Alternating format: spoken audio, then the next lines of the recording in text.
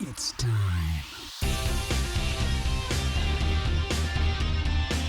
We are here with my boy Justyn Vynn. What's going on, guys? Nice to be here. Look, rumor has it you were just practicing. You're at band practice. You're recording a track. I was recording a track. I was in the studio. Yeah, man. Have you told anyone what you told me, that there is an album? You'd be the first imminent to hear. We're planning on making an album. It's like early stages. Like I think we just decided it's like this week that we're like, let's make an album. So me being an asshole for months, asking you to fucking make an album, nobody cared. But the second Orchid gets together in a room, then they're like, all right, we need an album. But nobody listens to me. No, I mean, no offense to you, man, but yeah, it's kind of how it works. I'm kidding. I'm fucking kidding. No, everyone's been asking us about an album and whether we're making one. And actually, the last track we released, Critically Ashamed, everyone thought that was going to be an album. I thought that was the lead-in to the album. I thought they're dropping this first, and then there's more tracks. And the other tracks never came, and I became sad. Oh, well, there's an explanation for why we went with singles and not an album. One, most people don't pay attention to albums anymore unless you're like Kendrick Lamar or whatever. And the other thing is we're only two, and costs of this are pretty expensive. Well, it's expensive, but it's worth it. And it's just gathering the funds to kind of put all this stuff together. I mean, I think the last track, Critically Ashamed, we dropped like $5 or $6K on just that one track alone with all the promotion and the video along with it. So without the promotion, explain this, because this was interesting to me. I never clicked in my head until you told me that you're just two guys. I was like, well, what about the other instruments? Yeah. So you have to hire people for the other parts of the track that you need, right? Basically, the bass, I play it. I play on the tracks for it because it's. I mean, we don't need no Cliff Burton in Orchid, so I get by with it.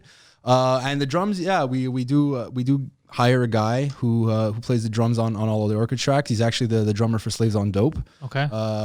Because we record with Kevin Jardine and he's in Slaves on Dope. We give him some cash. He comes in and he knocks it out of the park every time. He just plays what we write, and he'll always throw some stuff in there that it's like gets your dick real hard. So I personally don't want to do it any other way. He's such a phenomenal drummer that I don't really care to. If a member comes in, awesome, but they got to be able to be at that caliber almost, you know? What if the world gets back to normal, and then we're talking about touring? Oh, my God. I would, honestly, in the best case scenario, I'd love to fucking tour. I loved it when I did it when I was younger. It definitely was, it defined like a point in my life. It was an experience that even to like my friends who have toured don't have the same type of experience that I did. Was on a bus and with some of my heroes. So I loved the actual act of wake up, do whatever the fuck you want, party, play the show, hang out with everybody, drink all night, bus call, drink all night on the bus, wake up and do it again. Very much, if you've seen The Dirt. Yeah, I like The Dirt. Yeah, I love The Dirt too. It made me kind of like Machine Gun Kelly. Yeah, me too. Because I liked him in it. I thought he was phenomenal. I thought it was the best part. I thought he was the best member to play Tommy Lee. I didn't even know it was him until later. I was like, Machine Gun Kelly, son of a bitch. He's so tall and he plays with such like vigor. I love it. That point in the movie where he's saying, you want to know what it's like to be on tour? At least in my experience, it was that. Okay. It was 100% that almost every day for 5 weeks. Yeah, there was a few towns here and there that had like nobody, but I would love to tour. So for Orchid, I'd love to have that. But the landscape of shit. But how would you tour without a full-time drummer? We have ideas. Yeah, okay. We have ideas. And I think I might want to keep that one a little secret for how we're going about it, because we are going to do at least a few shows. How we're going to go about it is, like I said, we're going to keep it a secret. We're trying to keep things a little less exposed to the world. And keep it more inside and have it more of a surprise when it does happen. And more like the whole idea of the band is to not do what everybody else is kind of doing in almost any way. We consider ourselves a rock band, but we're not. When you look at it, there's rock. There's rock guitar. There's some pounding drums, but then you start seeing like what kind of rock is it, and it's harder to find because I'm not really. I hate genres. I hate the titles of genres. I hate that we have to group all this shit together so that people can like it. So to me, it's like, I play rock guitar. I play metal guitar. My lead guitar playing is very precision based, but fuck I think there's like maybe one rock band that I like that's of this era. I just don't like it, all of it. And most of it is because I don't think I think they're being really, really safe. They're trying to sound like Led Zeppelin or some other band that you heard 30, 40 years ago that like, oh, people like this. I'm not trying to impress anybody. I want to write music that I really fucking want to hear, but also if nobody likes it, then I don't fucking care.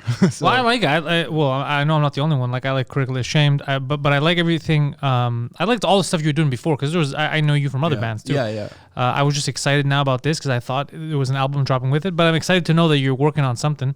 Now, I remember I thought I was like a big fan of like Critically Ashamed and just Orchid in general. But then you guys started competing that song against other songs in the city and I guess in Canada. And you started kind of dominating. You started kicking people's ass. Like when you were put head to head, because you just said about the sounds that people have. When you were put head to head with other new bands and new tracks, you were kind of smacking them around. So it's not just you. I mean, clearly other people like what you're doing. I did with Critically Ashamed, especially. That was a response that I wasn't certain of when we were recording it. I wrote the track, or I wrote the music late last year, and I had it so different in my head the way I was writing it. And I remember showing to Julian. Julian's my singer, for anyone who doesn't know.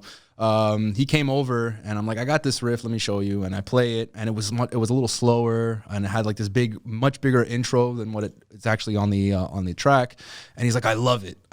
And the one thing that really kicked it off was I stopped like dun dun dun dun dun dun dun dun, like that part in the song, and he cleared his throat. And I said, oh my God, that's fucking genius. That really set that little fucking fucking changed the whole vision of the song. And he's like, you really want me to do that? I said, yes. And now I know exactly where I want to go with the track. And even still, while I said that, it wasn't the truth. We went to the studio, we tracked it. We had ideas about having clean and then heavy, then clean, then heavy.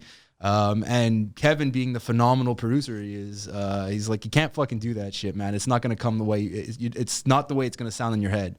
So I said, all right, what do you suggest? He's like, keep this, we'll keep this heavy, we'll keep these parts clean, but if you keep going back and forth with this shit, it's not gonna, you're gonna lose it. You're gonna lose the momentum. So I was like, okay, cool, that makes sense. We went back, we tweaked it a little bit, and Julian had this completely different chorus that he had sung. And at the time I was like, yeah, that's cool. And then Kevin just looked at it as like, no, go home and rewrite another chorus. And I was like, I'm like, really? He's like, yeah, I'm just not feeling this one. I'm like, okay. So, and that was the best thing, I guess. It was 100% the best thing, because that part that you have now in the real chorus, the murder scene, that one was supposed to be. Dream, yeah. I don't know if Julian's gonna like me if I say this, but the melody was, cause it was very straight. No, I prefer this. I prefer the yeah. I prefer this. Yeah. So we were hearing. I was like, it doesn't sound bad. It's on point. But Kevin's like, it's not the chorus that you guys want. Go back and rewrite it. We went to a bar. We drank a few things. We're throwing back melodies here and there, and we didn't come up with anything. On the drive back home, though, Julian calls me in the middle. He's like, I got it. And he's like, I have these lines and a melody, and he says the murder scene part. I'm like, yeah, that's kind of cool. Yeah, why not? Let's give it a shot. We go into the studio, and Kevin's just like, that's it. That's the fucking chorus I was looking for. That's what you wanted. And by the end of recording the track, I was still uncertain if people were going to get it, because there were so many new, like, not new things. It was like rock guitar, but then we also had like this very modern pop type of interlude between the pre-chorus and the chorus. It's an interesting sound. It's a nice blend, yeah. And right up until the last guitar track, the last guitar lead that I did, I was uncertain. I was like, I don't know if it's gonna click the way that I wanted to. I liked the song, but I didn't know if it was really gonna do what I felt it was supposed to do. And then Kevin's like, I have this thing on my guitar that holds the sustain for a long time, and I absolutely adore it, and it's something that I wanted to incorporate in my sound. He's like, do something with that. And that's where you get the intro, where I'm holding that note for the entire time, and then I'm doing these really high pitched type of guitar notes in the verses. That came out, and for me it blended everything together. I was like, this is the track that I've been waiting to write. That's the one I wanted, and it was just from conception to what we actually got. It changed so drastically, and that had to do with the fact that we weren't looking at it to impress anybody. We were looking at it to, like, as a song. Let me make a song that I want to listen to. Yeah, and you know, if it doesn't click, having a good producer telling you that this isn't working, go back and rewrite it. that I think is one of the most important things to have in a solid producer, because a guy just sitting there and recording is like, all right, if that's what you want. I'm not going to say anything again about it. Doesn't really help you grow as an artist. You need that someone from the outside to tell you, like, this is shit. Like, go be better than this. Like, smack you a little bit, you know? You need that. You do. You need that. I know that firsthand. Oh, yeah? That's what I do to him. That's what he does to me. He's my reality check. Oh, my God. Everything I do. It normally comes in the form of fists. I pull a Chris Brown on his ass. No. But, dude, okay, so this sound that you have now, does that permeate through the whole album? Are you trying to have that kind of pop rock mix sound? So that's what it's going to sound. That's good. That's good. I think it's good because you could break into mainstream more with that sound. That's where I kind of want to go. I'm not like 18, 19 anymore, and I really do think I have something to say musically. And you have something to sell. Yeah. I think that this is a product that people would want to consume, buy, pay for. You know, like I think there's success at the end of this. I think so too, but I've always felt like that. I always thought that what I was doing was just like, I just need the right person to hear, and then it'll take off. But looking back on retrospect on what the stuff that I did before, it was never going to take off. It wasn't something we're really just trying to impress other musicians, and I got that validation. But other musicians aren't normal fucking listening public who don't understand that what I did was clever or difficult in any way. Are you talking about, like, because you were in Rusted? Also, that was another. Well, Rusted, I didn't really write anything with them, but Snakeskin, Snakeskin Whiskey, I remember. Yeah, Snakeskin, like 70-80% of the music, like the actual music, was written by me, and I was 100% trying to like write something that I thought other people would be like, oh, that's so fucking sick. That's a great riff. Or that solo, that lead right there that he did was so clever. But looking on it now is like nobody who doesn't play guitar is going to get that was clever or not. It has nothing to do with the technique that you're using. It has to do with, does it fucking click? So sometimes like taking a step back and not looking at it in the technical way was, I think, a big fucking help. And I needed to grow to be able to see that.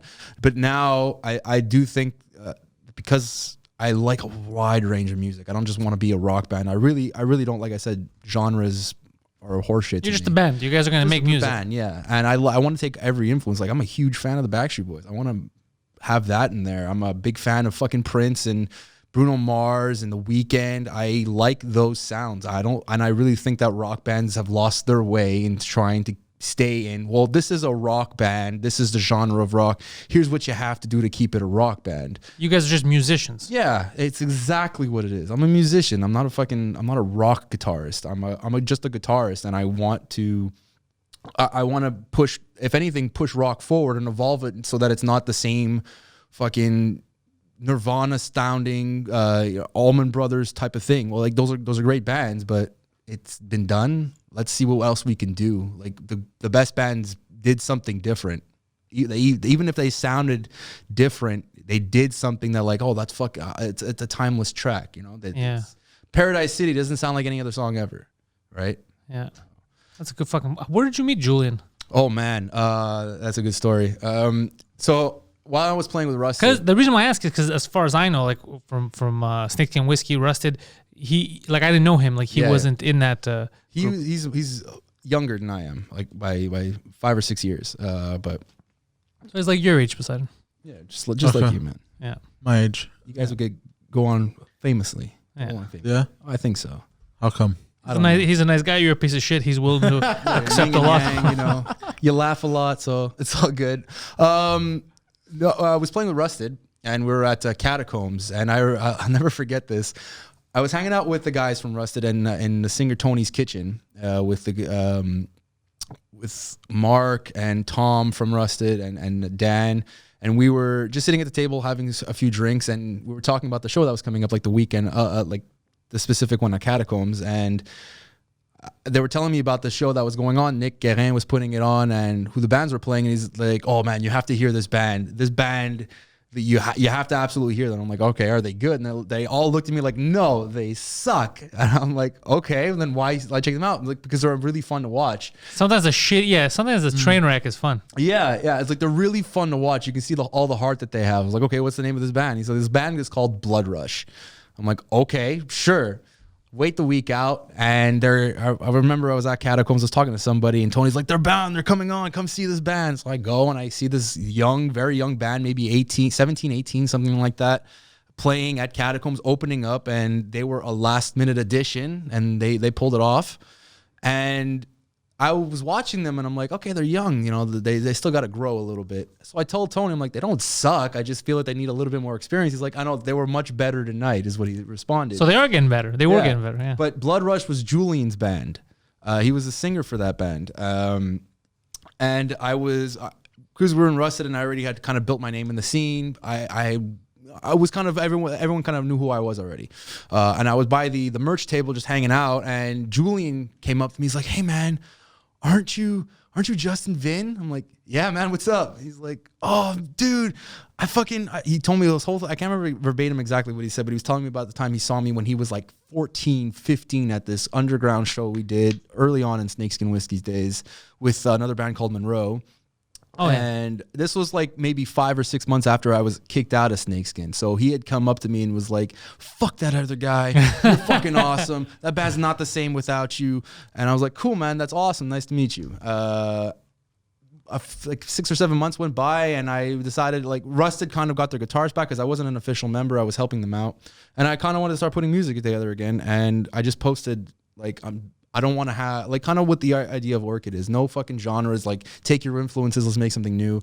And he responded to it. And I was like, wait a minute, aren't you in Blood Rush? He's like, who the fuck is this? Like, because he didn't tell anybody. I was like, dude, this is Justyn. I saw you Blood Rush. And he had left Blood Rush. He had ended it because the other guys just kind of grew out of it. And we stayed friends. We tried putting a few things here and there together over the years, but it never worked out just because we never could find members. But we stayed friends. You never could find members that you liked for the band, or just in general? In general, no. There was in this city a lack really of bassists and drummers. And every time I tell people this, they're like, "How can there be a lack of those two?" I'm like, there just is. Either they just don't fucking get it and they don't respond, or they want to play metal. Right. That's kind of where I see a lot of it. And if I'm mistaken, you know what? Fucking come hit me up. Show me that shit. You looking for a band? Hit me up. My brother knows how to play the bass very well. Apparently. The guy that was caught by the old Muslim guys masturbating in the window. Oh.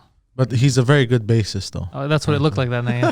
So is he a plucker? Does he pluck that shit? What do you mean? Pluck that bass. Look, I don't know the terms. I don't know the terms, but he jerks off. How old's your brother, man? If you tell me 40. 22. Oh, fucking young, A. Yeah. He learned in high school, and he enjoys playing. And like just the other day, where like 2 weeks ago when I was over at my mom's place, he's like, "Fuck, I gotta start practicing again," because he enjoys playing the bass. Well, if he wants to be in like a serious group, fuck yeah, I'm down. I'd love to meet him. But I don't know how good he is though. Like I like musically, honestly, my ear is. Shit, for me personally, you can you'll get better with practice. So long as you're serious and ready to go. Yeah, I'll talk to him. Oh, hit me up, man. I'm totally down. I don't know. He loves. He also had the piano. Oh, okay. Yeah, he loved. Cool. But I took it from him so I could practice. Did you learn? No. So you just fucked your brother over. He's a goddamn bear on a tricycle. It's fun to watch, but it's not doing anything. I have tried to learn. It's very difficult, though. Well, that's what learning is. Musically. Yeah, music is difficult, but it's good for your brain. For me, it's difficult. No. In general, it's difficult. It's not just for you. Oh. In general, that's why.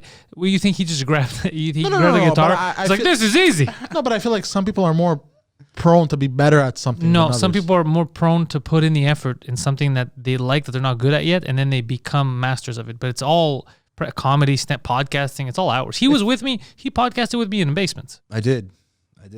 The 4-H podcast. Yeah, in a basement, dude. No mics, like a shitty mic, obviously. People talking over each other, not knowing what we're doing. It's true, man. That was a while ago. Yeah. I love that. I love those podcasts. But think about that, like just like music. Think about a start from there, and then here, you have to put in the work, the effort, and if you're dedicated to it, you will get good. If you just love doing it, you will get good. And while you said I didn't just pick it up and say this was easy, I did. I don't know if you saw the Elton John movie, the bio for him. The Rocket Man. Yeah. I didn't watch it. No, is it good? Oh, I loved it. Some people didn't like it. I loved it. There's a part in the movie where he sits down for the first time at the piano and he plays something. Not great. It was one finger, but I was like, hey, I did that. not with a piano, but with a guitar. The first time I picked up a guitar for real. You were musical already. I guess so. Yeah. I guess I kind of had it inside me. I loved music. I had rhythm for it, but I was terrible with anything sport wise. Like anything athletic, I'm just the worst fucking shit at. I can only really headbang and run around. I can't play basketball. I was terrible at soccer. I can't ice skate. I can swim, but that's about it. Anything that requires any form of athletics, I'm terrible at, except for playing live and putting on shows. I'm more theatrical than that. But I was at my grandmother's house. The guitar was in the corner, a little small guitar. My dad always had guitars at home too. And I was bored. I was like 12, and my cousins were much younger than I was at the time. So it was really was no cell phone, nothing for me to do. And I saw the guitar, I picked it up, and then I off-branded fucking learned how to play Stand By Me. I didn't know what the fuck I was doing, but I played it. I'm like, this sounds like that song. And I went to show my dad. I'm like, what does it sound like? And he's like, oh, it sounds like Stand By Me. And so I was like, oh my God, this is something that I'm not bad at. I could create something with this. I could do something with that, right? I wasn't trying to get my balance. It's like, yeah, I wasn't doing it properly, but it was something that it felt right. And I didn't really have anything else like that. And that's where kind of that love came from. It did take a lot of effort to get to like the level that I am now, but I didn't see it as like practice. I never saw it as like a chore. It was always, I played when I wanted to play, and anything that I thought was really interesting, I tried to learn no matter what difficulty it was. It might have taken me longer, sometimes years, to get down pat, but I do think that was why my skill was built up so quickly over time. Not because I was born for it, but I never saw it as I have to get better, or I have to practice. It was, I want to learn this. I want to learn this and fucking impress myself and impress other people. And it was never difficult at that point, because I always had a goal. It was never something to get through. It was just, I made a mistake. Let me record, see where I was going wrong. And then I would practice practice the technique, not what I was fucking up at. So going back to that, if you don't have that passion to want to learn something like musical, then you're not. You could get very, very good. There are plenty of people who were forced to play piano as a child or violin who are phenomenal. Mostly Asians. Yeah, but you'd have to be forced into it. But you should give your piano back to your brother, man. That's not cool. He has been asking for it. I'm like, no, I want to learn. I even called up my cousin. I'm like, oh, you got to show me the basics. I go to her. She's like, yeah, sure, I don't mind. The basics. Did she show you? No, I was supposed to call her today. Actually, I forgot. It's gonna start a one-man band. I'd love to see this. Just him with a harmonica, the big drum on the back. Yo, I've seen. You know who I saw live, and it was the first time I ever saw them was live. You ever heard of the band Rain Wolf? I think in passing, yes. Never actually heard what they did, though. Okay, usually pretty good. I like it. I think it's good. But when I saw him, they were opening up for, I want to say, Black Sabbath here in Montreal a few years ago. Oh shit! Okay, yeah, fucking A. So, and I don't know, I was just shocked. I'm like, who is this band? I never heard of them. And the singer, was at one point playing the drums, and like he was doing multiple things. And I was like, this is fantastic. I haven't seen, the only time I ever saw that was the singer of Godsmack at one point had taken the drums over, and he was doing a crazy solo in concert. He opened for Metallica. This was like in the 2000s. But I hadn't seen that, and I was like, oh, I like this band, Rain Wolf. And then I started to follow them a bit, and they started releasing some tracks on Spotify, and I really like that. It reminds me of you guys, just the sense of we're not going a traditional route, but we're going our route. We're happy with it. We do quality stuff, and then the people will follow. I appreciate the compliment there for sure. It's actually that thing you're talking about where one musician will go and play another instrument. Yeah. It's actually quite common in the underground scene. Super cool. Yeah, I've seen it like a lot of times where it's like, oh, well, the singer's gonna go play drums and we'll switch it out. And there was this band. I don't know if you ever heard of this band called Killer Dwarfs, and they were big in the 80s. Oh, that's an amazing name. Yeah, Killer Dwarfs from Canada. The drummer of that band, he had started a band called Automan.ca. Don't ask why the name is Automan.ca. I don't know. But they played a lot of shows in Montreal back in the early 2010s. And the drummer, he was a singer now. So he would always ask another opening band if they can use their kit and put two kits side by side. And we're like, okay, why? And he's like, because we're going to do a drum off. The singer would do a battle with his own drummer during the show. That's pretty cool. Yeah. I like that showmanship. I believe if you're doing live, it's just like stand up, right? Instead of just sitting there, you're moving around. No, you have to have a presence. I believe, especially for bands, I like it when there's a theatrics to it. I love theatrics. I've always been into the theatrics. That's why Motley Crue was such a big thing for me. That whole theatrical, idea of playing music, and it's not just about writing good music. It's also about, making the song come to life through your own fucking body. Like their music was all about the self-destruction and rock and roll and all of this, like drugs, sex, all of it. And they did it on stage. You could clearly see it was fucking soaking through them, that like this is what you're supposed to do when you're playing a fucking show. And you saw the same thing with Guns N' Roses, Kiss. Kiss was definitely one of the first. Kiss is an experience. Yeah. That's exactly the word, having an experience there. And it doesn't necessarily have to be in that vein. You can have a stage presence without it being you doing acrobats all over the place. No, I don't. Yeah, I mean exactly what you mean. I don't mean overdo it.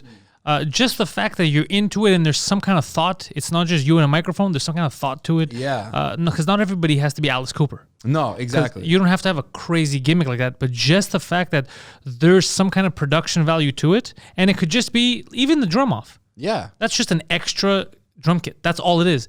But the whole having the singer take one of the drums, battle his own drummer, that theatric element, priceless. Because then people are like, I'm living something here. This is an experience. It's something different. Something to talk about. You leave the show saying that was sick. Yeah. Actually, one of the best shows I ever had was one of the worst ones to see us play. It was with Snakeskin.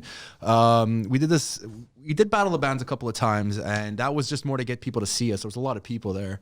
The second time we did it was like the worst managed type of promotion I've ever seen. From them or from you guys? From them. Okay. Like we were playing, we had a fan base, we sold a lot of fucking tickets. I think we were like top 3 again. How many tickets we sold, and we were just treated like asses, like for real. It was at Club Soda. We were walking in. You can't use the backstage. There's no place to hang your gear around. Like, how the fuck are we supposed to do this? I hate that shit. And it's the one and only time I've ever had that experience. And the security was on our ass the entire fucking night. We finally get to go up on to play the show, and we were already fucking amped to go because of all of this. We were playing fucking great, and then they cut us off like at the 20-minute mark. We were supposed to have half an hour, and they cut us off because they were late getting everything on. So like, no, you're only having 20 minutes. So that we all kind of just like, what the fuck do you think you're doing? The singer went to go talk to the guy, the soundboard guy on the stage, because there's 2. There was one for the front of the house and then one on stage, and he's like fucking because he turned all of our shit off. I just went back to my amp, turned the amp up because it doesn't need to be mic'd, and I turned it up and I just kept playing, and we didn't stop playing. We just kept going. You couldn't hear the vocals, but that got the crowd so riled up that we were saying "fuck you" to these guys that. I still remember for weeks after people were talking about that show. I remember people telling me that they heard people on the metro talking about this band that didn't take no for a fucking answer and just kept playing, gave them the finger, and it was like, we're not going to take that shit. And it was, we definitely didn't win, but we got that crowd that night. So those are the experience, and that shit wasn't taped, I'm guessing, from these guys. No, it wasn't taped. See, a quality organization would have taped all this stuff. They would have charged us like $50 for the fucking video anyway. Either way, they should have offered it. I think so, but it was just that like we were so tight at that point, like brotherhood type of thing, where even when they were cutting us off, we said fuck no all together. Like, no, we're not fucking doing this. Turn this shit up, Yeah, we had a goddamn agreement. Yeah, we got a half hour up here. Like, what are you gonna do? You're gonna kick us off and then do what? Like, we're gonna get off in 10 minutes. Fuck you. And then we got off and we left. And what were they gonna do anyway? So. It was like I said, one of the best like crowd experiences to see this like live band. Like, oh my god, these are rock stars. So do you have? Because I know in comedy, like I have a lot of stories about just shitty bookers and venues. Some people that they're comedy bookers, they're comedy venues sometimes, but they're not really. They just want to have a comedy night. I'm assuming, and actually I'm pretty sure, bands is the same thing. You have places that invite you. You're going to go somewhere where they call themselves either a venue for music or it's a producer who's trying to produce a music show. You get there and you're like, this is just an asshole who basically fucked us, doesn't know what he's doing. And because of his incompetence or her incompetence, this show's going to be shit, or you get through a situation like that. Yeah, I mean, there are definitely people like that. But when you start playing around in the Montreal music scene, you start seeing who the real promoters are, because you go to the shows too. If you're in a band, you'll go see, I mean, I hope you're going to go see some bands play in the show in the city if you're also a band, and you start seeing who the promoters are for them, and it's kind of homogenized. Nick Guérin is a good friend of mine, and he's one of the best promoters in the city for heavy metal music, rock, heavy metal, and he'll bring bands into the city. But a bunch of the a few years ago there was this thing on Facebook where this band didn't get paid for a show where they only sold 3 tickets and they only made like $12 or something, but the promoter didn't make any money from the show, so he couldn't necessarily pay them out. And there was this. Anyway, they only sold 3 tickets? They only sold 3 Did tickets. anybody promote that show? Yeah, that's the thing. The thing with the promotion in the city is a lot of it is if you have a good promoter, he will promote it. If you don't have a good promoter, your bands are left up to do like sell to your fan base, bring them over, and then you'll play to the other guys, the other bands' fans as well. Well, did these guys not promote at all? I think so. I think that's what the case That was. sounds like. I don't know the exact story, but in any case, it caused a big fucking ruckus. Like, kind of, it was a Facebook ruckus. Don't get me wrong, but the guys in that band, one of the guys who was so adamant about like, no, you should have fucking paid us for this. He put on his own show. And I think from what I heard, it was a wild fucking west. There was a lot of people. He did promote it very well, but it was a wild west of how to get things set up and who to deal with. And there are a bunch of those. Honestly, the worst experience I had with that, though, was when I was on tour with a smaller type of venues where you were trying to figure out where things go. We had a lineup order, but there were other bands from the town playing.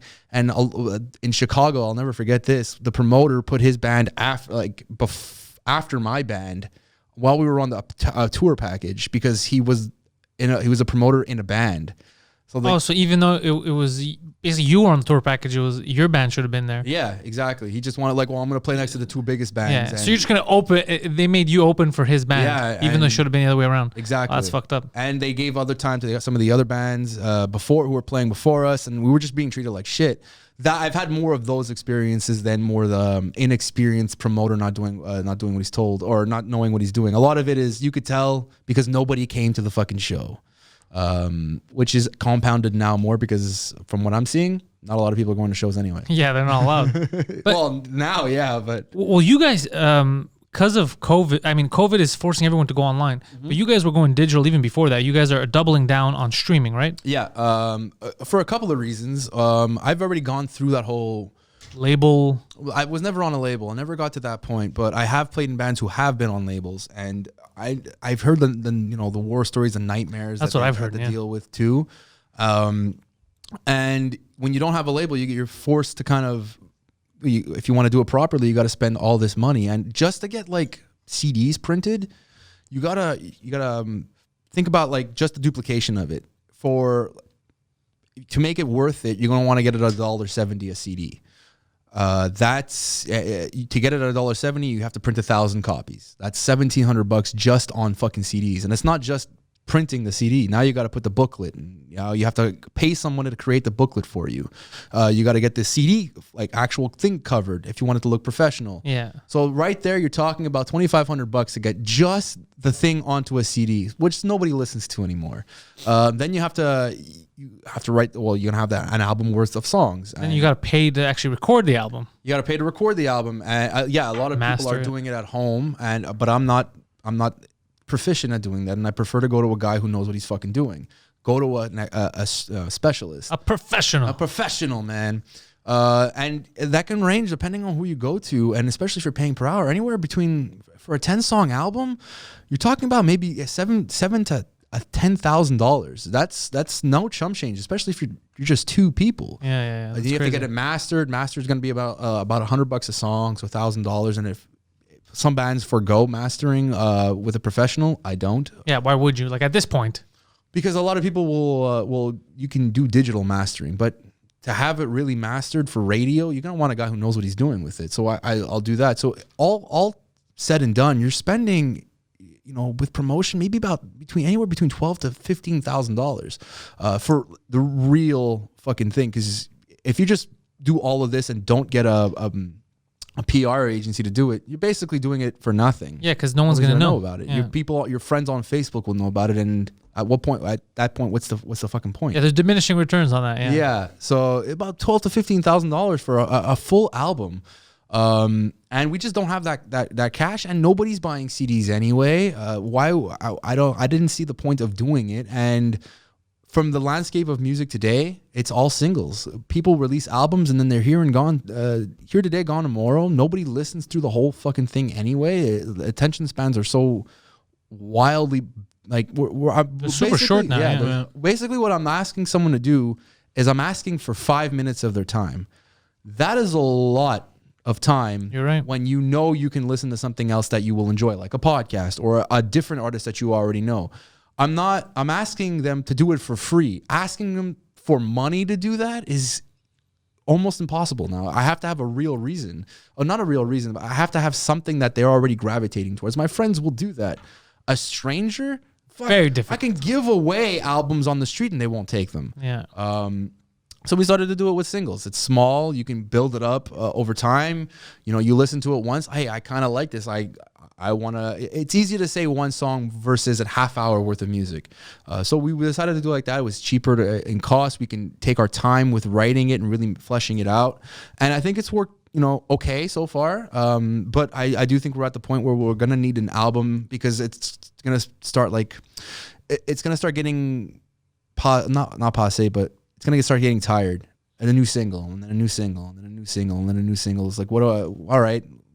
What am I really attaching myself to a group for if it's just a bunch of different songs? So that's why we were coming up with the idea about releasing an album and really giving everybody what we hope to have achieved, like an album worth of music that really resonates with just the people listening to it. You're going to want to go to the next track and just tell your friends, like, this album's fucking great. There's a lot of music there. That's the idea. That's the goal. And the album is good because then again, it gives you something to tour with. Yeah. We're touring our album. We have the tracks. Exactly. We have a whole set worth of music. We have the first EP. We have the 2 songs we released last year, Immaculate and Well on the Way, and then we have Critically Ashamed. And so that's like together 9 songs. That's enough for a half hour, 45-minute set. But with an album, it has the added benefit of when I go and ask for reviews, it's much easier to get someone to review an album than just one song. Yeah. Because you could have different moods and variations across it. So they will be more open to, like, yeah, I'll review this. Especially if we already released singles that have done okay, like done pretty well. Pretty well. For most of our songs, we're over 1,000 listens on Spotify, and I'm pretty proud. I'm proud of it. It's a nice little thing to say, like, no, enough people have listened to it, so it's not sub 1,000. Yeah, exactly. So yeah, that's why we want to do the album. But more because it's a good song. Your music's good. My biggest thing is the promotion is very difficult now because there's so much out there. Yeah. We did, and just even getting an agency to respond to you is fucking a nightmare. The only one I got a couple, but the only one who was really the best, who responded and gave me what I was looking for, was a PR agency called Indie Montreal. Really awesome to work with. They were very quick at responses. They did what they said. In the beginning, the one thing that they were very straight up about, which is what I was looking for actually, was to say, like, just to let you know, I can't promise you or guarantee that you will get anything. We're just going to put it out there to the people that we know are listening. And if they pick it up, they pick it up. If they don't, they don't. We can't guarantee that people will do anything for you. That's what I was looking for, because if you do a PR agency search on Google, like, the first 10 results are guaranteed to get on here, guaranteed to be placed here, guaranteed 10,000 listens on Spotify if you do this. There's no guarantee with it. Yeah, how are you going to guarantee? Yeah. So a good PR agency will tell you there's no guarantees there. Either people are going to like it or going to think it's shit, and there's nothing I can do to make them like it. But I guess what they did is, if they have like radio connections, or we'll go to our people. So we know, like, I don't know, Battle of the Bands fucking 2020. We'll go to these guys. We'll go to wherever we know. And hopefully the people that listen, they like your stuff. Exactly. And so that's what they did for you. Yeah. And they connected us with CKUT radio. So first time I ever played in Montreal radio in my career. Which was really awesome. And they even things that they didn't really have a connection for. They saw that Global News was taking submissions for community events during the COVID, the first lockdown. So they said, hey, you should submit to this. We had no idea about it. And we did. And the next day it was on TV. Like, oh, we're releasing a new track. It's called Critically Ashamed. Check us out.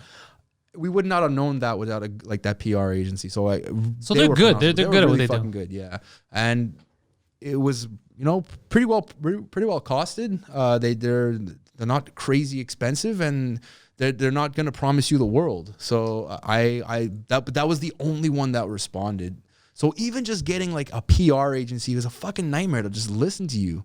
And that's fucked up in my opinion, because you need them to help you spread the word, and some of them just aren't even paying attention. They want already big names. Well, I know that from comedy. I know that from comedy, that you have to build it yourself now, because most everyone doesn't want to work with you to create you or to build something. You're like, nah, I'll just go to the sure thing.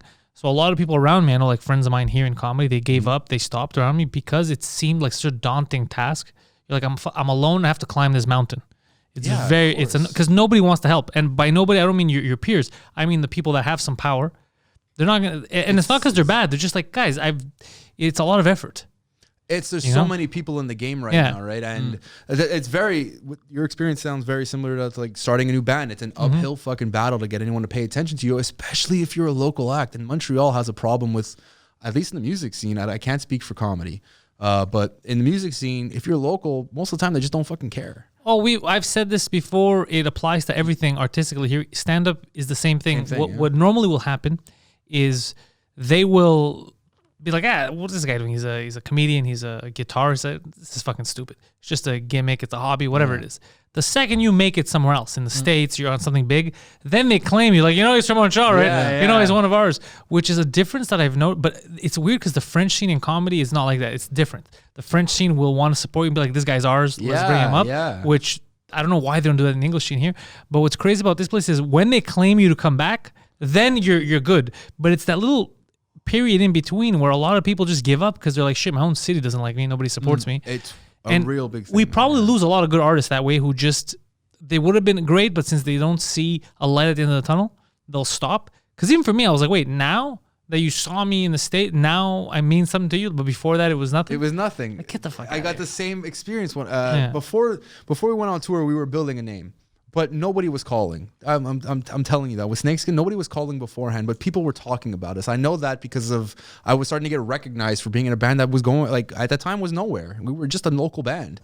We went on tour. 5 weeks later, come back home. We're getting calls from all kinds of promoters. Just like, we want to put you on. Do you have a rider? How much money do you charge? Yeah, because other people like you, so you must be good. Now we're putting Montreal. I got people telling me we're putting Montreal on the map for this style of music. I'm like, it's a fucking rock band. We were always here. Yeah. I go on one tour and now suddenly we're jacked up. Yes, we did go on the tour in the States, and that does bring people. It brings eyes on you. But it wouldn't have changed anything in Montreal. It was only going to change in the States. No, but we're notorious for that here. And it sucks so bad, man. Yeah. That's why when you a few years ago, when you dropped the 4-H and you did your own thing, I was like so fucking impressed by how quickly it felt, to me at least, how big you were building. Yeah, well, I said, fuck it. I'm going to take a chance and just go all out because I really believed in it. Yeah, and my God. Well, I believe that. Here's the thing, misconception. I didn't believe that I was going to make it, for the record. I didn't believe that any of this was going to be successful.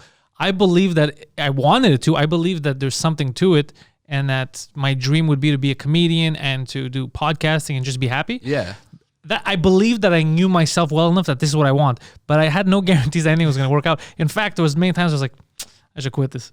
This is good. Was he just along for the ride? Did you take him? Yeah, I took your job and do this with me. Yeah. Well, he was along for the ride from the beginning. He was from the beginning of when I stopped the 4-H. Yeah. Because he was there the day that I stopped the 4-H. When I said, "Fuck, okay, no one's doing anything. You guys aren't showing up. I'm here sitting with my fucking dick in my hand, and no one." I'm like, we were supposed to meet at 4:00, and like, actually, we're going to Ottawa. I remember that last day. And I was like, you told me this story. Yeah, I was like, wouldn't you fucking tell me beforehand that we're not gonna do the show? Why would you tell me 2 days ago that we're gonna do the show and then just not show up? Yeah. So I just stopped everything, but I had bought some equipment. I said, you know what?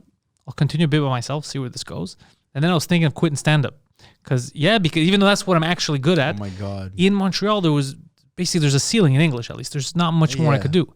So, I wasn't getting just for laughs. I wasn't doing it. I was like, okay, well, there's a limit. If I don't leave, there's not much I can do here. And I was thinking about maybe I should end it. I'll do a couple more podcasts, a couple more months to stand up, and we'll see by the summer I'll make a decision. And then in February of that year, I met Mike Ward. Yeah. I saw him at a show.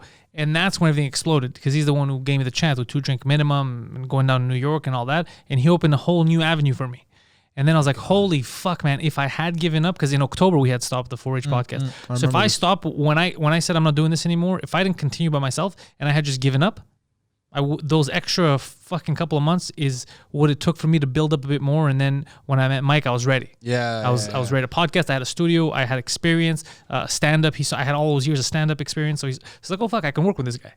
If I had stopped, but it's so crazy to think about how close I was to stopping. I did stop. I did. I had a final show in 2015 or 2016, I believe, because I Rusted had kind of gone its way. They had their guitarist back. I was still friends with them and hanging out with them, but there wasn't really another band. I wasn't able to find members like I was saying with Julian. So I was starting to get fucking really fed up of everything.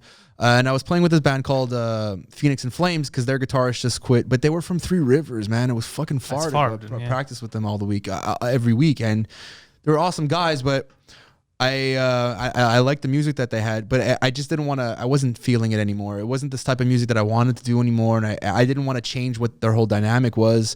And they asked, I was like, "Well, do you want to join? We're doing this show at Club Soda." I was like, "Actually, man, I think I want to make that my last show, like for good." And they're like, "Wow, really?" I was like, "Yeah, it's Club Soda. It's a Friday night. There's no excuses. It's like the Metro is right there. Come out to this free fucking show and watch me play my last show."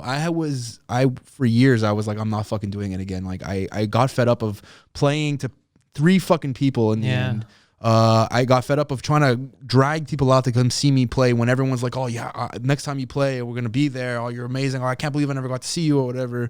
I was just fed up with that hustle. So I stopped. I played the show. A bunch of people came out. It was packed. There's a video of people chanting my name. It was everything that I could ask for. Because I was burnt. I was burnt out on the music scene, and I don't think I missed anything in those few years. I still kept contact with people. I still went to shows. My friends' bands were still playing. But when I got the opportunity to play with Julian for Orchad, he had something. He wrote the first EP entirely himself. And that's was like, oh my God, he's doing it alone. That's what I needed, that passion, I needed that dedication to find a way to do it even when there was insurmountable odds to get it done. And that's who I needed to work with. And when he asked me to join, I was like, yeah, I'll come back and I'll do it for this, but I don't want to do it the same way. I don't want to just do shows endlessly. There has to be a reason for doing the show. And it's crazy to think that you almost quit too because of the same reasons. Well, you said last show, but the show that I met Mike at was gonna be the last show I probably would have done. Oh my God! And I wasn't even gonna go. I was even thinking like maybe I just call and don't go. It was winter. It was shitty. Yeah. It was a night. It was what is it? NDG Verdun. What is that? Where the bike show was, that area. And I was like, are there even gonna be people there? You know? And I was like, fuck. I made a promise. Like I don't like when I promise something and I don't do it. Yeah. So I go, no, I told them I was going to be there. I'm not going to call them. Like, who are they going to get last minute? Let me just go. And then I went and I was back, and I love being with comics. So backstage, I was having a great time. I was joking people, and I was pissing this girl off. And then Mike didn't know me. He was just watching me, just attack people backstage. And he's like, this guy's a fucking bully. And then he saw me do my set and stuff, and that's because he had a whole thing where he had basically 2 drink minimum. It turned into 2 drink minimum. We came up with the name, but before that, when he was given the contract, he had tried, I think, with 2 other comedians to do the podcast for Compound Media and from here, but it didn't work. Yeah, it goes different sensibilities. They're not like New York comedians. They're not like American comedians. It's gonna get old fast and stuff like that. And then when he saw me, he's like, "Oh fuck, you have that sense of humor." Because I didn't grow up watching Canadian. I didn't know Canadian comics. All the stand-up I was consuming was all American. Okay, yeah. So my voice was closer to them. So he's like, oh shit, this guy has something. So then he's like, okay, let's test it out. Do you want to try a test podcast? So I was like, well, I have a studio. And he's like, you have a studio? I go, yeah, I have a, well, obviously it wasn't this, but still, it was good enough for what we were doing. So we went there, we did a whole like practice episode. We sent it into Compound. They said, yeah, we like you guys. It works. Then we did a live show remember the live show at the Bordel? It was a live podcast when we didn't have a name yet. And we were thinking of what to call it, and one of the names was Unrapeable. Oh, I remember this. Yeah, because we were thinking, we should call it Unrapeable, but does that mean that other podcasts are rapeable? Like, I remember this. Does the Mark Maron podcast, is that a rape podcast? We could rate that. Like, so we had this whole, we were just joking with the, because we had no name. We were just joking with the crowd just to see how we're with the crowd and just how it works. And I forgot when we came up with the name, just because it's, it's a common thing in the clubs just to have a 2 drink minimum. But yeah, dude. And then I thought about it. It was funny because when I thought it was a practical, you know how far I thought that this was unreal? So we were supposed to, it was, I think May, we were going to New York to announce it on Anthony Cumia's show. I thought when I was on the plane, at one point that was a practical joke and Mike was fucking with me. I honestly did because he didn't show up. So I'm at the airport. Oh no. Yeah, and Mike's not there, and I'm like, all right, I'm calling, he's not picking up. I go, all right, well, I'm about, like, we're here, I'm here, like, I got my ticket, like, I'm there, like, I'm about to board, and I'm like, fuck, he's not here. So I'm trying to find him, like, where the fuck is this guy? Like, is he sending me to New York like, is this like a practical joke? Like, stupid, he thought we were gonna do a podcast, like, what's happening? So then he finally calls me, he's like, dude, I got really drunk last night, I just woke up, go to New York without me, I'll get a later flight, I'm gonna meet you there. I was like, what? I've never been to New York, bro. I'm just going to a random city. He's like, what the fuck? He's like, yeah, you'll be fine. Just go. I'll give you the address for the Airbnb, all the details. Yeah. So then when I got there and I'm looking for a cab to go, I'm like, are they fucking with me? Like, because I'm the only one here. Like, I flew down to New York and I don't know anyone. I was just like lost. So I felt like a baby. But no, he really did get drunk and then showed up on the later flight and then met me at the Airbnb he had rented. But for me, I remember thinking, oh, this was too good to be true. Obviously, this was a joke. This guy's fucking with me. I honestly thought that he just played an elaborate prank on me. Because you know what it's like when you're sitting there, you're like, all right, me and my boy, we're going to be flying. Man, you're paranoid as fuck, dude. And then no one's there. Then I get on the plane. He's not there. I'm like, okay, this is some fuckery. Just go to the city. Just go to the city. city. This Airbnb. Yeah. Just stay there. And I was like, I don't know what's going on here. Like, I remember I had to go to a corner store, and that's where they had the key for the Airbnb. Like, the guy's just running his shop, and in the back, you have to put these. But I had never done that. I had never gone to an Airbnb, so I didn't know. I was like, is this like a legit thing? And you know how New York looks, buildings in New York. Oh, yeah. Compared to what I'm used to, everything looks run down and crazy. Yeah. Like, is this... Like, it's part of the joke of me getting raped. Like, what is, It's like, what the fuck? And but I remember when he finally showed up and then everything, we went on adventures and went to eat and all that stuff. And then calming down, I'm like, fuck, man, I honestly, for 1 second, thought this guy's fucking with me because we had done everything, all the preliminaries, all those weeks. And I was like, this might be too good to be true. This might have been a practical joke. He just put you on a new show and he's just pranking you on. It would have been a good prank just to ship someone to another country. That would have been amazing. I think terrible at your expense, but hilarious. But this guy got to live some fun stuff through that because so the first couple times we went to New York was just me and Mike. We're doing like a radio, like that kind of stuff. And then one time, actually 2 times he's come with us, but I think the first time he came, he was working full time. So he's like, fuck, how do I do this? And he finally mustered a way to he's like, well, when's your biggest day? I was like, well, Friday, because Friday we're going to do promo in the morning. I think that was when we did Jim and Sound like in the morning. Then we have our show, and then we have to drive to Long Island, do Comedians of the Compound, do stand-up. So it's a packed day. So we were there for a couple of days before. So he's like, all right, this is what I'm going to do. Since I work at the airport, he goes, he gets his own ticket, and it's like, I'm going to fly down Friday morning, and I'll be with you guys all day. And then we'll fly back the next day. The next day you were supposed to fly back. Yeah. So he's like, we're going to fly back the next day. So I was like, all right, you sure you can handle this? Like, I can fucking handle this. But he got my God. He got so tired because he was so excited. So he wasn't sleeping Thursday. Not just that I finished work at 2 a.m. So he finished at 2 a.m, and he's supposed to fly around 6, 7. Yeah. Now he was also so excited. He's like, I've never been to New York City. I'm going to go to New York City. What's going to happen? As an adult, yeah. As an adult, it's fucking exciting. I'm with him. The first time I went, I was super psyched too. So this guy flies in the morning. We give him the address of where we're staying. He gets a cab from the airport. Now he hasn't slept all night. Shows up. We're like, grab the luggage. We're leaving right now because we're never going to come back here again. We have this entire day, and then we got to film, and then we got to go to Long Island. So he's like, all right, he's panicking. He's grabbing our luggage. We go to Rockefeller Plaza, 30. That's is that where the fuck is right in front of the hard... basically where Sirius XM. Okay. Yeah. So we're right in front there, and we're like, well, you just chill and watch our luggage, make sure it doesn't get stolen. So he's tired, he's outside now. Instead of going inside, he's just sitting outside looking at bums do bum shit. And we're away for hours. We're doing different shows, just doing promo. So he's getting, slowly, the excitement's wearing off, and he's getting more and more tired. Now the day is going, there's no sleep. We have nowhere to stay. We just checked out. So he's like, don't worry, I can handle this. So we started going to eat. He's starting to doze off at restaurants. He's like this a bit. You could see that he can't hold it. We're like, you think he's going to last? He's like, yeah, I'll last. We get to Compound Media.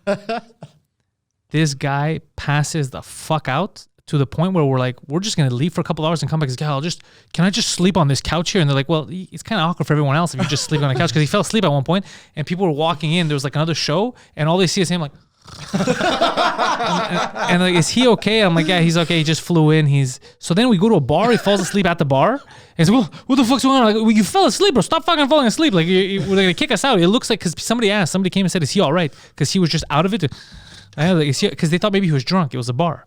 So this is going on now. We do the show. He's falling. Then we had to drive to do stand up. This guy's then fucking slept. Okay, so he barely. So I remember the end of it, like flying back when he's like, I barely remember. I barely remember what happened, but I know it must have been a good time, bro. I was in New York all day. I was in New York. He literally came for just that day. He came in the morning and left at night. But I was like, do you remember what happened? Not much, bro. I slept a lot, but it must have been fun, bro. I was in New York all day. And all day, all he did was just follow us around and sleep at random places, sleep outside a bit. So, he almost ate glass. That was the second time. That was the second time when he bought a slice of pizza and there was a shard of glass inside. How do these stories always happen to you, man? Yeah, he does have shitty luck. That's true. Like, I don't know. I'm just always down for a fucking adventure. me too, man. But I'm usually the one like the stories you want to have, not the ones you don't. Yeah. Like, for example, it is an adventure Yeah. for Sbarro Pizza to have a thick piece of broken glass in your pizza. It's a good story, but you don't want that story. You don't want Yeah, to have it. obviously. They're not all bad. Your reaction was amazing, though. He's like, when you touch it, like, bro, what the fuck? And then you could see that he felt personally scorned. Like, bro, piece of motherfucker's trying to kill me. Like, he thought it's an assassination attempt. And just the way he went up, he's like, hey, what's going on here? And that made my day that day. Mike was just like, and that was at Madison Square Garden, so it was full of people. He's just full, and he's like, hey, you're trying to kill me? Hey, bro. Like, That's amazing. Yeah, I think You should have your own TV show, man. he'd be good at that. I'm down. You'd be like Chum Lee from Pawn Stars. You'd be like Chum Lee from Pawn Stars. I think What is he's that better guy? than Chum Lee. but definitely. He's more articulate. But no, there's not all bad stories. I've had some nice, fun adventures that I feel like there's a nice sometimes just shit happens. And sometimes we tend to remember the shit ones more often. Always, because just like negative reviews. Yeah, exactly. It's very rare that you leave a positive review, even though you love something. But when it goes wrong, you're gonna be willing to be like, thumbs down, fuck this podcast. Yeah, like how many times have I looked at a product on Amazon and it's like 4.5 stars, but then I'll read those 5 negative reviews. I'm like, fuck this. Yeah. Even though, you know what I mean? Damn. So, but like, I feel like that's what we do in general in life. Like, I've probably had just as many positive experiences in life going on adventures and shit. But No, you've had more negative.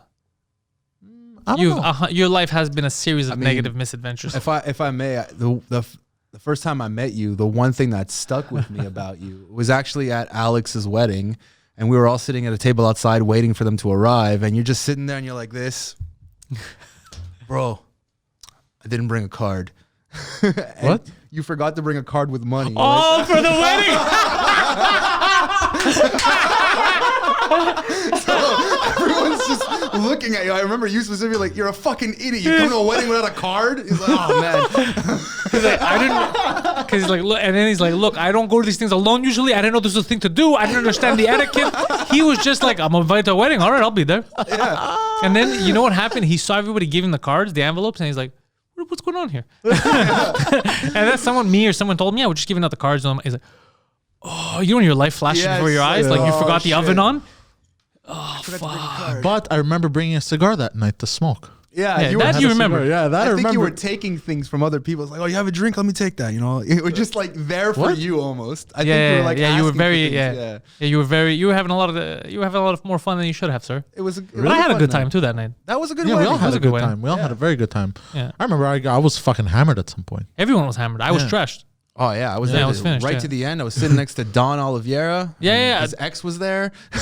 Oh yeah. Oh my god, I remember that. But they one. weren't dating at the time. No, they were broke. It was his ex. Oh yeah, that's why it was weird. Yeah, I remember. Yeah. Yeah. There was a thing like they wanted me to sleep with her or something like that. I have no idea. I can't remember. She wanted to sleep with Probably, you, yeah. Sounds- Don, because Don was like, you can sleep with her, but you have to say my name. I'm like, I don't want to do that. That's just. I don't want to do that. How about I say your name?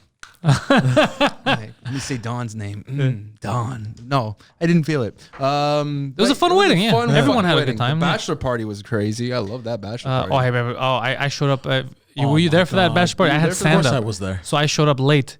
And when I course I showed was up, there. everyone was fucked. I remember I was like, what? Like I left for 3 hours. Yeah. 2 shows. I remember seeing I you. came back 3 hours. Anything you want. They say, this guy's drunk. This guy's on cocaine. I go, bro, 3 hours. I was gone for 3 fucking hours. Like, what happened? Yeah, How bro. did you all fall apart? In those 3 hours, because I was there for those 3 hours, it turned into a complete It was anarchy. shit show. We went to the Anarchy. strip club, and that's where it went fucking Yeah, crazy. and I man. handed my belt. The reason why... Oh, yeah, he got beat up by a stripper, yeah. But it was my belt that I handed. The reason why he got beat up so bad is because my belt had metal pieces on it. Oh, yeah, he had a big metal, Oh, I he had a remember. show-off belt, I yeah. remember because the DJ there is a good friend of mine. His name's Fred, and he told me to go up on stage to beat up Alex. Me, like a damn fool, I went to pull my pants off. And I was like, yeah, let's do this. And he's like, what are you fucking doing, man? You're supposed to hit him. I'm like, okay. So I beat him up. But at the strip club, that's when shit went wild. But I remember when you came back, because me and Don were outside with those two girls. Yeah. And you ran into us. And we're Yeah, like, yeah, well, I remember. We're gonna go back to... We're gonna go back to his house. She thinks I'm in Motley Crue. Yeah, I remember. Oh my God, yes. Because I was lying. I was Yes. like, yo, there's fucking 2 people that are making good on this night, and then everyone else fucking lost their goddamn minds. Because when I came, because at first it was Alex is like, look, it's gonna be calm. Everyone's gonna be all right. Nothing's gonna happen. So I was like, all right, it's gonna be a calm night. People are gonna eat, hang out. I'll be back in 3 hours. Don't worry. Let me do my shows. I'll be back. Everything's gonna be fine. So when I came back, it was like a different world because everyone was just eating, telling their jokes and fucking around. And then I came back and this guy's already gone, bro. This guy almost died. We already sent him home. This guy, what the fuck's going on? And it was 10:30. I came back like at 11 or some shit. Yeah, and I remember because I was starting to sober up towards the end, and I was having a blast. And then I sobered up, and I was like, "Oh shit, like this is not looking pretty right now." It was rough. It was rough. I Yeah, don't yeah. know how that bachelor party ended. Because like I said, me and a friend of ours, Don, we went off with these two girls. And I remember that because I'm the one who saw you guys. Yeah. Yeah. And then I thought everyone was having a good time. Turned out you guys bounced at the right time, and Yeah. everyone else was just a wreck. we bounced at the right time. But the reason why I said like she thinks I'm Motley Crue is because Don had the brilliant idea telling her I was in Motley Crue. So I was like, Yeah, you're gonna go with that. I can't pull this lie off, but all right, why not?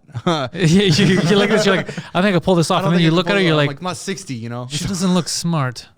I could pull this off, guys. I got this. This is on me. It was for him because I was like, I wanted no part of it, but he's like, let's try this. I'm like, I don't want to. And then when they're like, come I home want with us, to. you're like, how is this working? well, she, one of them chased us out of the bar, so I was just like, all right, if you're gonna chase us out, might as well go Yeah. with it. So it wasn't my proudest moment, but it was just funny running into you. It is a Like, she problem. I thinks- think that's a funny moment. Yeah. It was fucking hilarious. I'll put it that way. But to run into you and I'm like, she thinks I'm in Motley Crue. Just, It made my just night. Go with it. So I was like, all right, I will. It was a phenomenon. And I was like, love that how bachelor was the party. concert, sir? How was the concert? No, it was a fucking great night, great wedding. And then I think that was the last time I saw you. Yeah. And then all Yeah. I saw is your podcast and all these adventures, especially with hookers. Yeah, some yeah. fucking whores. Yeah. And you I love the whores. But now he's working on rebranding. How Yes. so? He wants to no longer be the whore guy.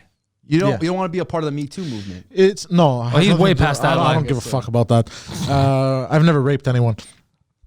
So, allegedly. First of all, what? I've allegedly never raped anyone. You have. Very seldom do Wait, people. I just realized that went Yeah. the wrong way. Hold on. Seldom do people just have to on podcasts be like, by the way, I have not raped anyone. No one asked, but I need you to know this. No one. Very rare. Yes, I know. But no, he wants to rebrand as just like a podcast producer because he produces in Studio B, so he's the producer that produces people's podcasts. So he wants to rebrand as like kind of an eccentric young Jamie. How Rogan has young Jamie. Okay, yeah. So he wants to be more of an eccentric version of that, which is fine because you got to grow, right? Like Yeah, you yeah, can't yeah, always of be course. like Steve Urkel couldn't always have been Steve Urkel. Is he asking right? you for a pay raise? Is that what the whole thing Oh, yeah. is? No, has nothing to do with like. I feel But like not because of the rebranding, but in general. I feel like I had my fun. You know why I feel like sometimes like okay maybe you're that. stretching it I a lot. feel that. You know what I mean? You're stretching this whore thing out a bit too much. It feels like he Well- milked it like they were milking him. Was it a joke Yeah. or are you actually into those damn whores? No, he was into. I mean, he's still in. I bet. I'm still into whores. It's just now I don't know how to explain it. Like You just want some love in your life? no, it's more of a I don't know. There's only so many blowjobs you can get. I don't know what it is honestly. I know what it is. It's his image. Because he told me, he goes, Yeah. I don't want to be known as the whore guy. Yeah, Which It's not makes a- sense. It's not sustainable long term. Yeah. That's Like very fair. Yeah, you know, I've seen other guys be the whore guy for like a really long time. I'm like, ooh, yeah, no. Yeah, I don't want to be. I get you. I you want to get age you. Know? appropriately. Yeah. Exactly. I get it. That's fucking awesome. So would you still be on the front of the house or would you be behind the the Jamie Rogan type? Yeah, of he's thing we gonna don't see him? he's gonna transition slowly to more behind, but he's still in front because he has his own podcast, like the Intellectuals with Guido Grasso. So he's still gonna have a lot of on 2 Drinking Minimum. He's still gonna have a lot of he's gonna be implicated, but he's slowly transitioning. We're trying to get him to have that role, and he likes it. Yeah. And it's very frustrating for me because. Sometimes he's on the ball, and then sometimes he just fucks up simple things. So you never know what's gonna happen with him. But the more he does, the more he's gonna learn. The better he's gonna be as a producer. But I think it's good for him to be that guy. He could be Montreal's big podcasting producer. You know? You could be. That could be a phenomenal thing. You just fucking Gene Simmonsing this shit, Yeah. going back, different places, different podcasts, different shows, and you're just the guy people know to go to. Poseidon. Yeah, they'll count on you. You have the name. Poseidon. Yeah. Sunglasses while you're editing podcasts. Dirty whore in front of you in the back. You know, nobody knows. Yeah. You're just not talking about it anymore. No, she's just sitting with you and like, I thought you said, I never said I stopped the horse. Oh, yeah. Never said. I just didn't want to talk about it. I stopped broadcasting the horse. Big difference. So, how's things been for you during the fucking COVID lockdown shit, man? Well, dude, it fucked me a lot because right when it started was right when we were starting a tour.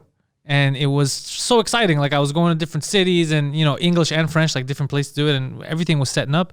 And then, you know, one show gets canceled. You know, remember 2 weeks. And then second show. And I was like, oh, this is fucking looking bleak. Then stand-up was completely shut down. But luckily we still had the podcasts. Yeah. So then I realized how lucky I was that I had this infrastructure built already. Because a lot of comedians, they had no outlet. The second stand-up was done, they were done. Their hands were locked. You know, they're going to go on their cell phone. They're going to try to send an Instagram video. After a while, people can't watch that. The quality, the sound, everything. So they're like, fuck, they were in a bad place. I was like, you know what? I'm in a better place at least. Everyone's suffering. But at least I have a way to, you know, let my creativity out. And then now it's been, you know, the whole start-stop thing of should we start up again? Should we not start up again? Like I was thinking, do we start organizing tour dates again? And then they shut everything down again. And I'm like, fuck, it's affecting the wallet big time because we shut down these entire streams of income, but everyone's suffering. Yeah. So I don't feel I got the Patreon up, so I don't feel like I got the short end of the stick. We're all in this together. Everyone got fucked over. You were definitely very well set up. Yeah, but I was already set up for it because imagine if I had no outlet. Because that's the biggest thing is imagine you being locked up, but you have no guitar. Oh, that would have sucked. Yeah. It definitely would have sucked. You probably would have had to be on TikTok, which I absolutely love, by the way. Yeah, but I'm not like I can edit. I'm good, you know, with this kind of stuff. But it's just I tried TikTok. It's not for me. Yeah, it's a different type of very quick, almost childish. Yeah, which is there's no problem with it. No, definitely not. I mean, he loves TikTok, and you know, there's a lot of funny stuff. I've seen fun stuff on TikTok. I'm like, this is hilarious. It's just I know my strengths and weaknesses. I wouldn't double down on TikTok because I'm not good at it. I'm not gonna go write a jazz album. There you go. You know, like you know what your limits are. So that, and now I'm just trying to hold the fort up until things open up again. Hopefully we survive, and then we could get back to just breaking out, stand up English, French, start the tour up again. Get more podcasts in here because while we also rented for podcasts, I'm trying to start kind of like a mini network. I'm trying to produce more shows like The Intellectuals is just the first one. Okay. I want to get more people that I think would be good at podcasting together, get them together, and then they start their own show. Damn, that's phenomenal fucking idea. I wish this was around when I had a podcast. Did you have a podcast? Yeah, Bastards Council. You were on it. Oh, shit. I don't know why I forgot that was your podcast. Yeah. I thought that we were both guests. Yeah, I remember. What happened to Bastards Council? Oh, man. A few things. We're all still best friends. They were all cool dudes. Yeah. We still go on vacation together. We still talk to this day. But we had the idea to do a podcast. You know, I had always wanted to do one because of the 4-H, right? I had a lot of fun doing it, and I thought it would be a good time to do it and still be creative, try to be a little funny. I'm not a comedian by any stretch of the imagination, but I do have a few good quips here and there. Well, it was a good hang. It was a good talk. I like that show. Good dynamic. We all talk in a way that just gravitates people towards us. When you go to shows or we went on vacation, people just gravitate towards us. Our energy. So thought we could do a podcast, and it was going really well. We were learning It was going well. We were learning on the spot, learning on the fly. How to do like even this shit. We had to kind of change things around. We rented a room to kind of do it our own. And but after a while, it started to get really tedious and more annoying because the numbers people weren't really listening. It's fucking super hard, man. So hard. We were always late because of the editing time. We didn't do it live. Any big event would only come out like the following Monday, and by that point, it's kind of already been said and done. We couldn't really figure out a way to get that done, and so we took a break. And that break kind of went into the dissolution of, well, we're not going to be doing podcasts anymore, just because, my friends Armin, Jono, and Ivy are considerably older than I am. They're about 10 years older than I am, and Armin has like 3 kids now. And it just kind of life was moving on, and I kind of did feel a little bit of relief of not always having to go to a podcast or to record every Friday. Yeah. Would I do it again? Totally. If I had a setup like this and guests and like a whole network and I was really, really into promoting it, sure. Or if someone else was really on it and they wanted me there, totally. But I don't know if I would. I'm really not into it was hard enough promoting music that I actually want people to listen to. You know, podcasts to just hear me fucking spout shit off. I don't know. I like it, but just you talking about the work, like it's fucking crazy because obviously I did it. That's how I'm here. I put in a lot of work, but I don't know if you would ask me to do it all over again if I would do it. Yeah, right. Like I wouldn't, knowing what I know now, I don't know, but just not knowing and just telling me what the work is, fuck, if I knew it was ahead of me, it's a very hard thing to agree to.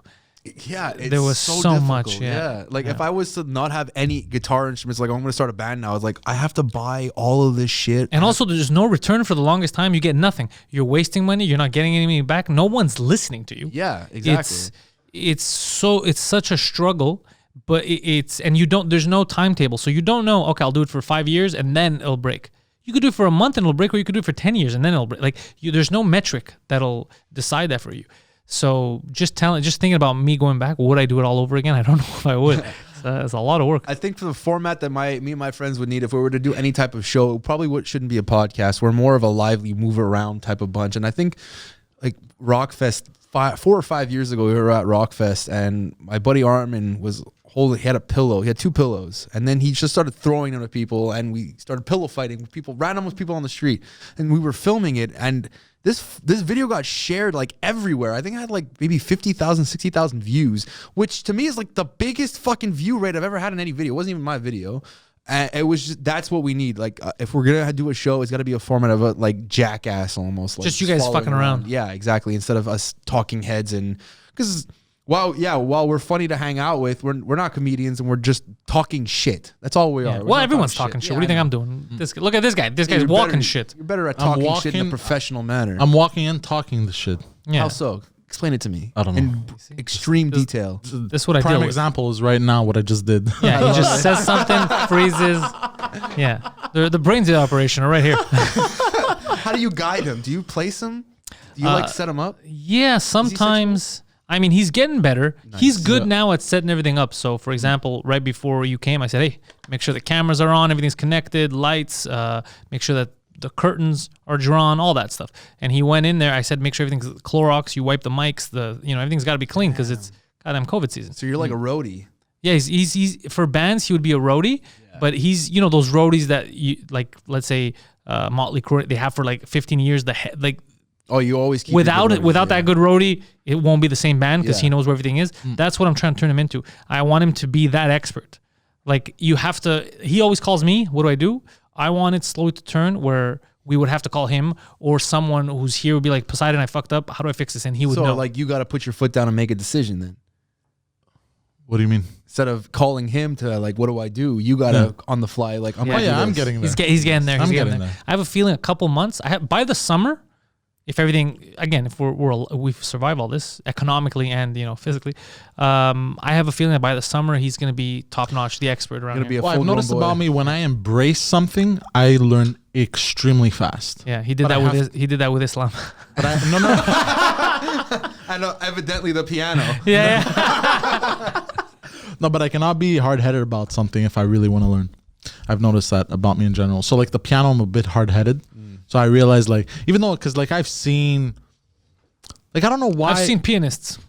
I always found it cool. You know what I mean? The piano is cool. All instruments are cool. All instruments, but I don't have. Maybe the ukulele is not cool. The patience for music, I Can't find. be, I don't have the patience for music. Yeah, it is a whole undertaking. You know what I mean? It's a lot of failure. It's a lot of failure. A lot of failure, a lot of rejection, a lot of I hate myself, a lot of nights crying to yourself. My whole comic career was literally just because you're talking about the shows. Yeah, I was like, at least when you're doing a show in front of 3 people, you're with your friends, you're a band. When we go up and there's 3 people, you're alone. Yeah. So do you know how rough that is? And then all your friends, the other comedians, all they're doing is waiting for you to go backstage so they can make fun of you together. Like if you bombed them, which is the fun part. Like people are like, oh, how do you do that? And then, aren't you embarrassed? Like, I don't know. The funniest part is after that when your friends are making fun of you. That's the best part of the night. Because before that, when you're on stage and you're bombing in front of 3 people and you haven't even been doing it long enough so you don't know how to recover, that's the shitty part. I always felt. Oh, go ahead. Sorry about that. No. All right. So I always felt for like with shows, you could be the best ever with 3 to 4 people there. You don't know. You just fucking don't know. You don't know. You can have the best joke ever. 3 to 4 people will not even laugh. They might be like, haha, but it's really that crowd energy that helps build everyone else up. So that joke might have bombed with 3 people, but with 300, it's fucking kill them all. That's how you when you have a good crowd, that's the time, obviously, you should use your killer jokes, which is good. You want them to be happy, but that's a good time to also slip in something that you haven't practiced enough, but you're confident in, just to see. Because if you see that within a group like that they already like you've dropped a lot of bombs and they didn't like that joke, then that's the best metric. You know that joke doesn't work, you got to work on it.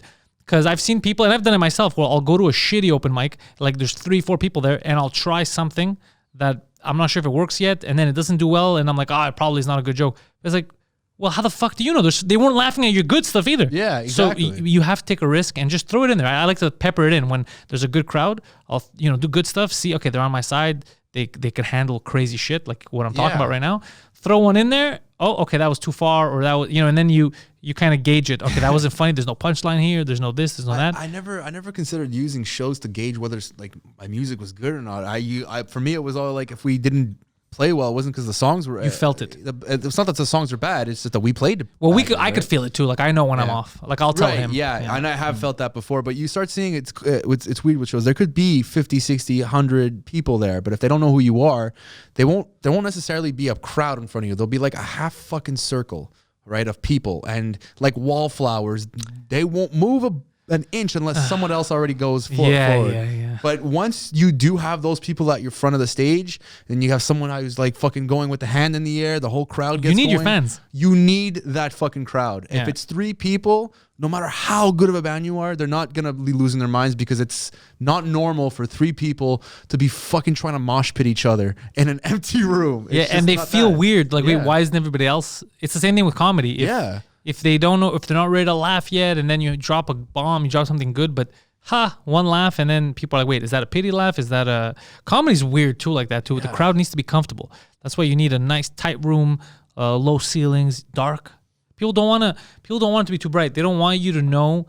They don't want to know that you can see them, because I guess subject matter, or just people are embarrassed to laugh. I don't know what it is, but I've noticed that when the ceilings are low, so the laughs stay in, and it's dark, so when you look next to the person, you can't see them too clearly.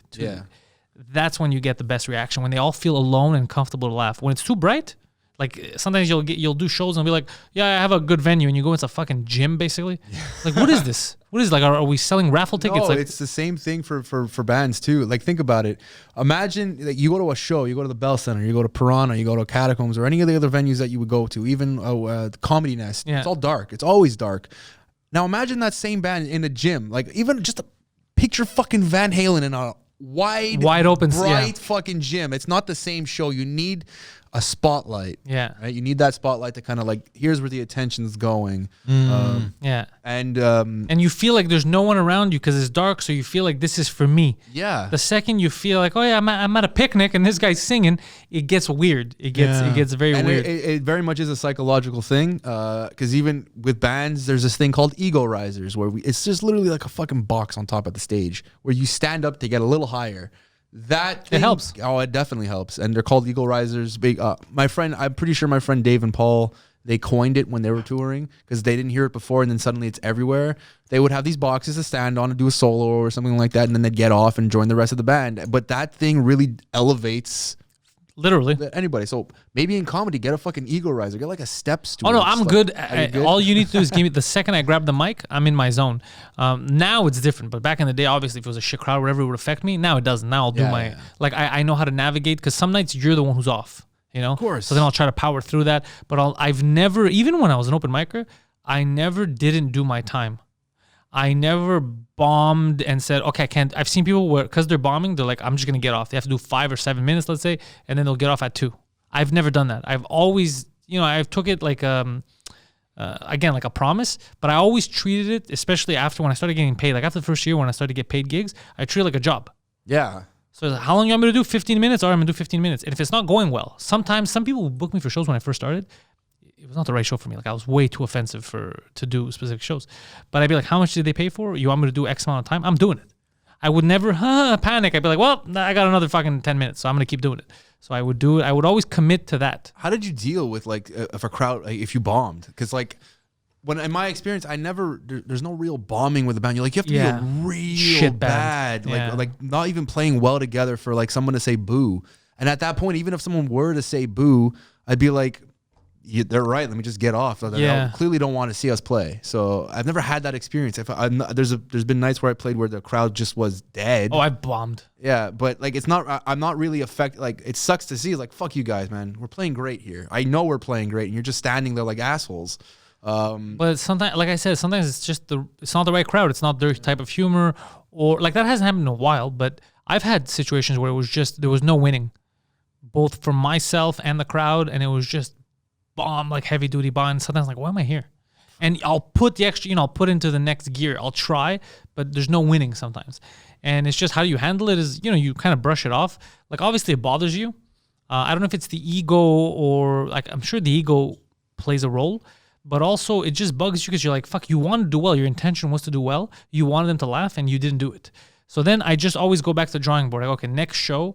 So that used to work for me to bring me down if I had a good show. So if I had a good couple of shows, I knew that a shit show was coming. I knew it. I go, it's impossible. There's going to be a shit show. And then when it would hit, there was relief after.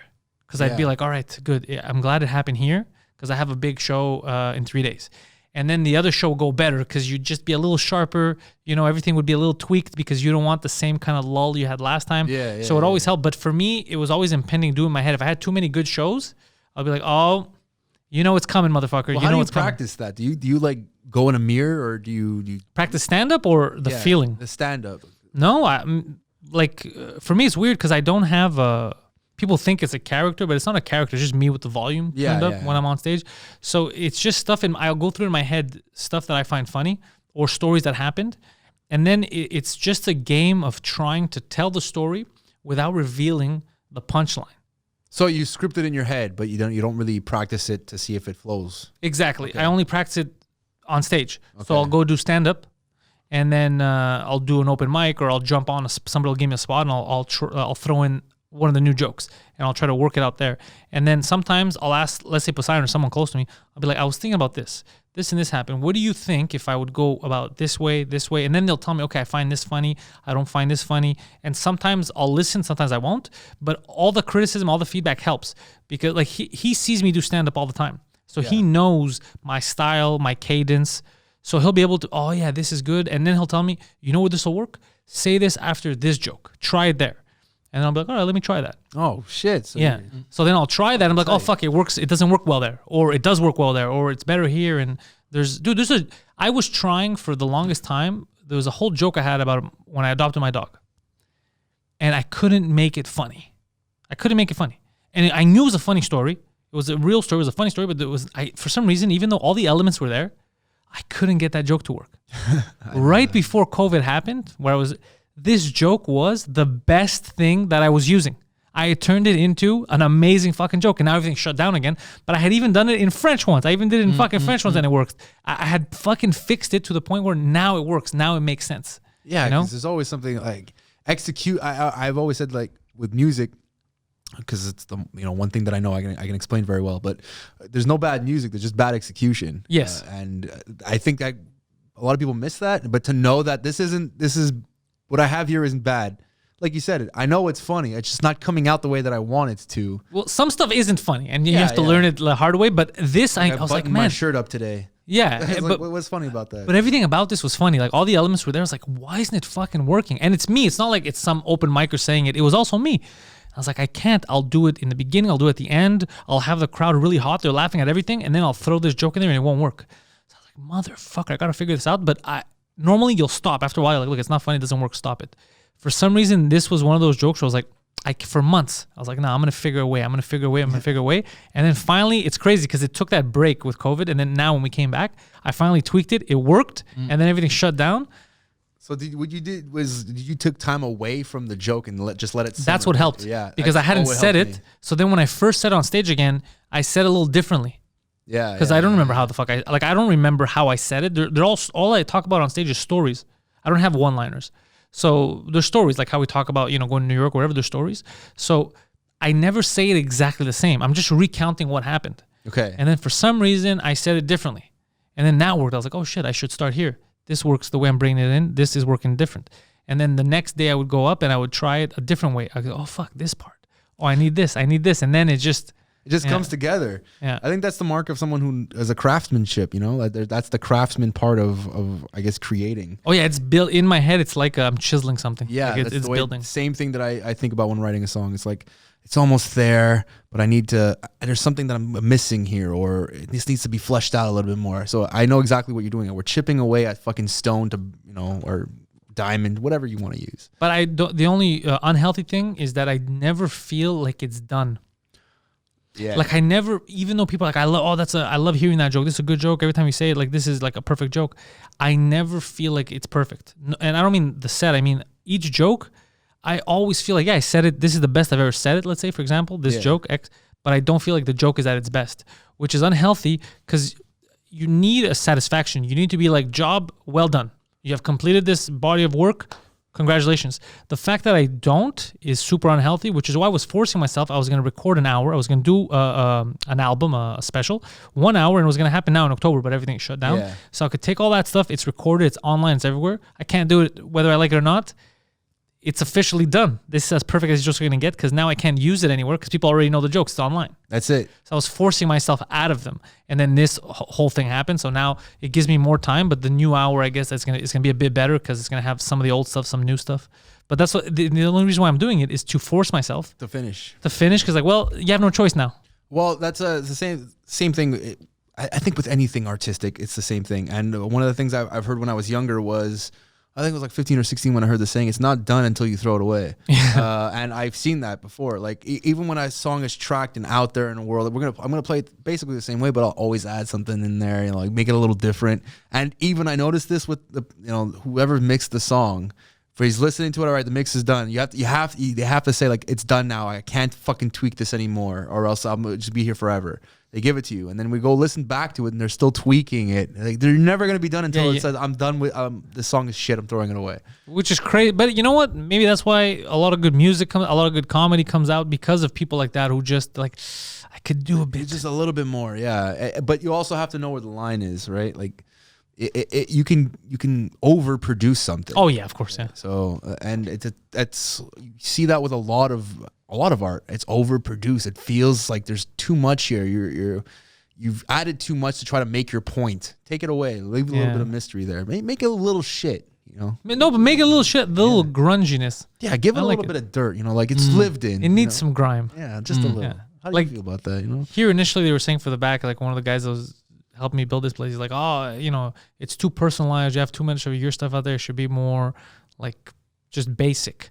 And I was like, no. I want it to look lived in. I want it to look comfortable. Yeah. Because it's a reflection of me. You got to have some personality or else fucking every podcast is going to do the fucking same shit. Yeah, no, I want it to look like me. It's like I want it to reflect just fun stuff that's happened to me or just anything, stuff I like my soccer team behind me. That's what that is. Yeah. So I want things like that, and I want to personalize it. I thought it was an MMA match. Everybody thinks that there's a fight. Like you were. That says a lot about our stadiums, by the way. Yeah. I mean, I would absolutely fucking adore to hear a story about where you got into a huge scrap and there's like a photo of it. Yeah, that would have been hilarious. There's a fence separating me from the other guy. Like, come here, motherfucker. I'm gonna take you out. I would love to hear that story. Well, next time you come on, you're gonna bring your boy Julian. Oh, definitely. So next time you come on is gonna be when the album is dropping. Okay. And you're gonna come. You're gonna promote the fuck out of it. Excellent. And we're gonna push it like drug dealers.